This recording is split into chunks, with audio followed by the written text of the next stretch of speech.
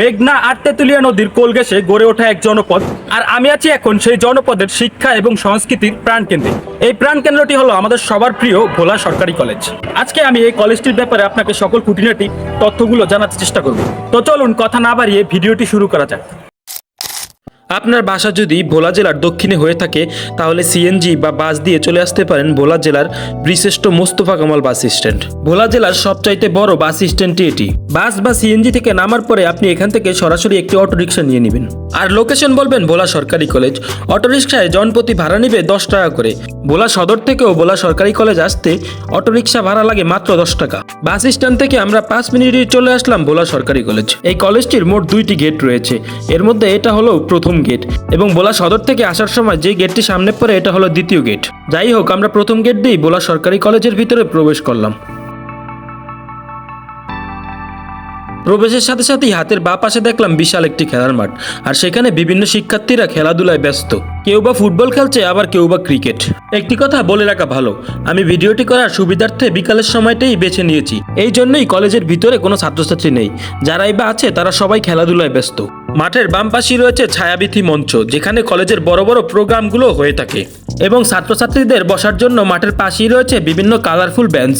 কলেজের রাস্তা ধরে আমরা আরো কতটুকু সামনে যাওয়ার পরে দেখলাম বিশাল একটি ম্যাপ। আপনি যদি এই কলেজে নতুন হয়ে থাকেন তাহলে এই ম্যাপের চাইলে আপনি সাহায্য নিতে পারেন। এছাড়াও কলেজের প্রাণকেন্দ্রেই রয়েছে শহীদ মিনার।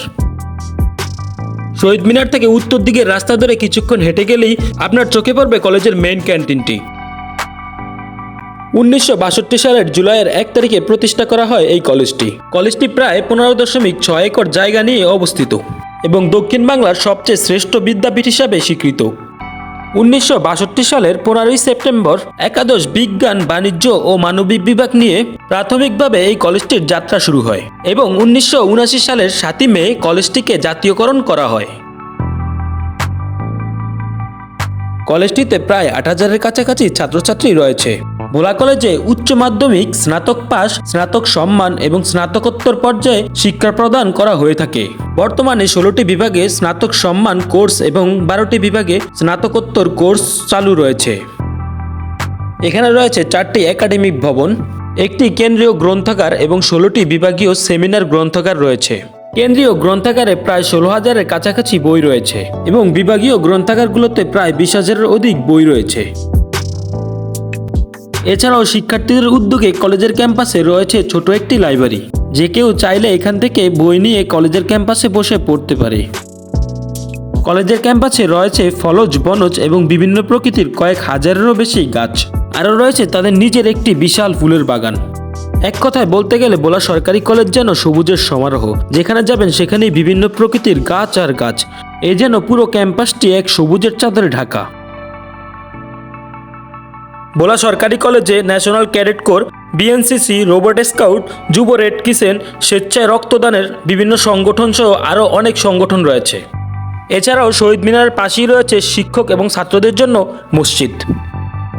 মসজিদের পাশেই কলেজের 2টি ছাত্রাবাস রয়েছে, শাহবাজপুর ছাত্রাবাস এবং কবি নজরুল ছাত্রাবাস। এছাড়াও ছাত্রীদের জন্য একটি 5তলা ছাত্রীনিবাস রয়েছে। আরও 2টি 500 সদস্য বিশিষ্ট ছাত্রাবাস নির্মাণাধীন রয়েছে। ভোলা সরকারি কলেজ প্রত্যেকটা ছাত্রছাত্রীর কাছেই নিরাপদ স্থান, কারণ কলেজের প্রত্যেকটা কোনায় কোনায় সিসিটিভি ক্যামেরা লাগানো রয়েছে। আজকের ভিডিওর একেবারে শেষ পর্যায়ে চলে এসেছি। আপনি কোথা থেকে ভিডিওটি দেখছেন অবশ্যই কমেন্ট করে জানাবেন। সবাই ভালো থাকবেন, সুস্থ থাকবেন। আবারও দেখা হবে নতুন কোনো ভিডিওতে।